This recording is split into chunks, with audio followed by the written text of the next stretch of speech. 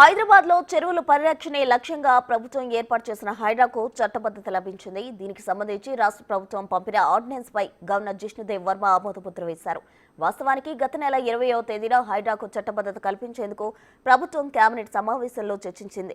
అనంతరం కేబినెట్ ఆమోదం తెలుపగా ఆర్డినెన్స్ పై సంతకం కోసం హైడ్రా చట్టబద్ధత ఫైల్ ను రాజ్భవన్ కు ప్రభుత్వం పంపింది. తాజాగా గవర్నర్ జిష్ణుదేవ్ వర్మ సంతకం చేసి ఆర్డినెన్స్ జారీ చేశారు. జారీ చేసిన అనంతరం తెలంగాణ ప్రభుత్వం గెజెట్ ను సైతం విడుదల చేసింది. ఈ ఆర్డినెన్స్ 6 నెలల్లో చట్టంగా రూపొందే అవకాశాలు కనిపిస్తుండగా అసెంబ్లీ ఆమోదం పొందాల్సి ఉంది. ఇక అసెంబ్లీలో బిల్లు ప్రవేశపెట్టి హైడ్రాకు సభ్యుల ఆమోదం లభించిన అనంతరం చట్టబద్ధత హోదా హైడ్రాకు కలుగుతుంది.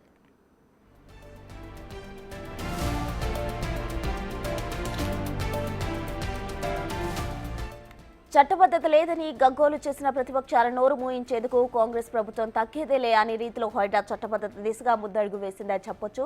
అకస్మాత్తుగా వచ్చే వరదలకు ప్రజలు ఎటువంటి ఇబ్బందులు ఎదుర్కోకుండా తీసుకున్న నిర్ణయానికి ప్రజలు సైతం సహకరించాలని తెలంగాణ ప్రభుత్వం కోరింది.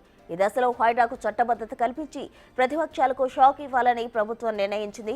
అనుకున్నదే తడువుగా ఆ దిశగా అడుగులు సైతం వేసింది. మొత్తంగా హైడ్రాకు ఇక పూర్తి అధికారాలు వచ్చేశాయి.